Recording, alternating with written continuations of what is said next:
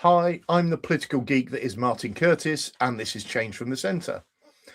One of the things you might have noticed this week is Kemi Badenoch reinforcing the Conservatives' change message, one that I picked up in a video about a week or so ago. And that is the message that it's politics that's broken and not Britain. Those of you that have got any sort of Conservative history on Facebook might have seen this pop up. I quite like this message for a number of reasons. First of all, it's fundamental to what Change from the Centre is about, which is about fixing a broken political system within the UK. But secondly, it allows a separation between the Conservative message and the Reform UK message about broken Britain, which I think is fundamentally wrong. Britain is still economically pretty successful. We're still a country full of magnificent people, but I believe we are dragged down by what is an outdated education system. It wouldn't surprise me in a few weeks to see the Labour and the Lib Dems starting to pick up on this message as well. And I think that's important, firstly, because it'd be a great foundation for a general election campaign in a few years. But secondly, it will start to force the Conservatives to deliver some meat behind that message, because at the moment the message from Kemi Badenoch is actually that yes, our politics is broken, but I am not going to move from where the Conservative Party is politically in order to fix it. And you know that's a deliberate, in my view, shun to Ruth Davidson and Andy Street and their new organisation, Prosper UK, which is absolutely about shifting the Conservative Party back towards the centre ground. What I want to talk about today is one aspect of politics that is broken, which is the politics of education. But I need to start by saying not everything is bad as far as our education system is concerned. I'm going to throw this chart up, which is the OECD rankings for education. And what you'll see from it, England at the top and the OECD average underneath it. So we're considerably ahead of the OECD average. We're on a par with Germany. The USA are a little bit behind us, but there are still countries like Finland and Japan that are way ahead. But actually, you know, that's a nice place to be, because if somebody is looking to invest in a country and raise a bit and create a business, whether that is internal funding as far as the UK is concerned or from overseas, the fact that we have got a numerate and literate workforce and a workforce with a little bit of scientific nous as well, which is other parts of that data, then this is a good place to come. But is our education system really working?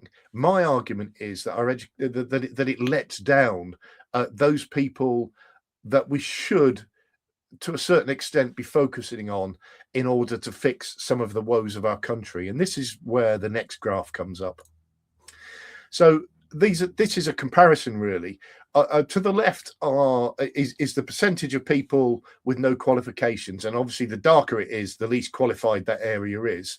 And on the right hand side is the areas of deprivation within the UK, and the darkest areas are the most deprived. And the point I want to make is there's a correlation between the two. Now, to a certain extent, that's inevitable. And the reason for that is that one of the factors that feeds into the indices of deprivation is actually education and qualifications. But it's not the only one. And there's a reality, which is you could take that deprivation index and you could take maps from 20, 30 years ago, and it would be exactly the same. And I believe that getting our education system right is one of the ways that we can start to deal with deprivation. My argument is, and this is just my argument, but certainly education is an area that we need to be thinking about, and we need to be thinking about change with. My argument is that the education system we've got today is not about educating people to be well qualified, confident, aspirational young people that can contribute to society, but that our education system is basically an exam factory.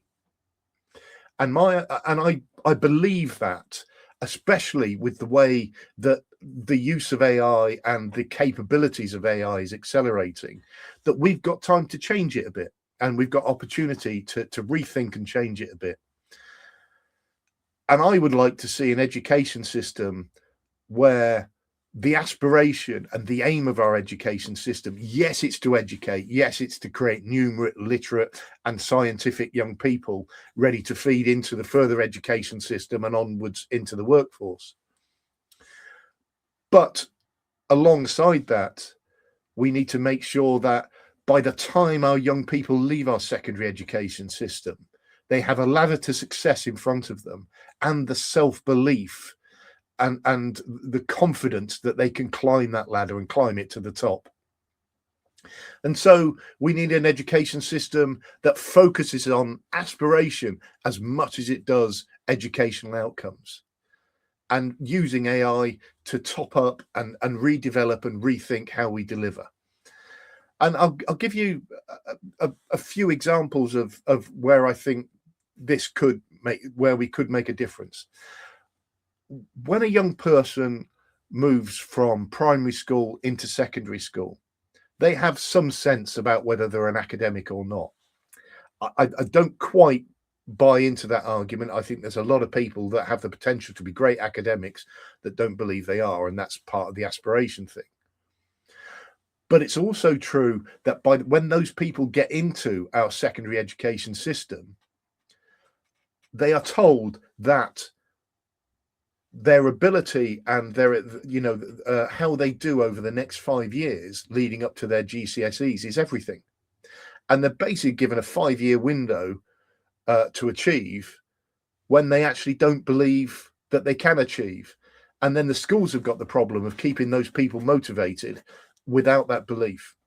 So why not change the system a little bit? Let's create a ranking of 1 to 9, and let's start examining and testing young people, not every May like our system tells us we have to for no reason whatsoever, but when they're ready, and when they're ready to climb the next step of the ladder. Yes, some people will climb that ladder faster than others, no two ways about it.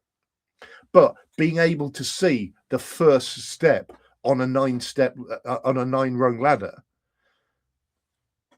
is something that you might see as achievable when you can't see the big leap from step 0 to step 9. So we start to rethink how we deliver education a little bit, and we start to examine people when they're ready. It's not difficult. You press a button, an exam paper comes out, and then you sit and test and examine that person. It's not ending examination, it's changing the way we do it. And so that's something that we really need to think about. And I believe that we also need to think beyond that and think about secondary follow-on education, how we deal with people that leave school without qualifications, and create opportunity for those people. At the moment, there doesn't seem to be any. You know, if you're not in a position where you're ready to learn at school, the door sort of closes to you, or the door remains open, but you've got to throw a bag of money at it. But people need to change and continue to learn anyway. If you think about the messages we get about how often people change careers in their life, and yet being able to train and educate ourselves and re-educate ourselves is really, really difficult. I did an Open University degree 15 years ago, and I was earning a lot less money then than I am now. There's a reality. I couldn't have funded that degree. I couldn't fund that degree now necessarily. I would find it a lot more difficult because of the cost. And then you look at our schools and, you know, community colleges and the like, where they used to have education going on within those colleges all the time, and they just simply don't. And so we're shutting down opportunities for people, and we're shutting down the ability for people to continually grow. All of that needs rethinking. And that is fundamental to the message that I have, which is we need to rethink the curriculum. We need to get back to things like sport in schools, as an example, and not necessarily sport. If somebody's not sports minded, let's try and create a love of the outdoors or something like that. And let's rethink it. And the most important thing is, if our politicians are going to start talking about broken politics, we need to get our politicians to start talking about how they're going to fix them and what they're going to do to actually make changes that make our systems more relevant. And education is probably the most important. I will talk about others in other videos, like how we deal with the children that come into our care system, and about what is an absolutely destroyed prison system in the UK. But I hope that you've got the point, which is that our education system isn't doing one of the most fundamental things that it should be, which is dealing with issues of deprivation, which not only affect people's lives, but actually cost us money in the long term, because we are continually funding areas and some of the most deprived areas quite a lot, but we're not funding them in a way that makes change. I hope you've enjoyed this.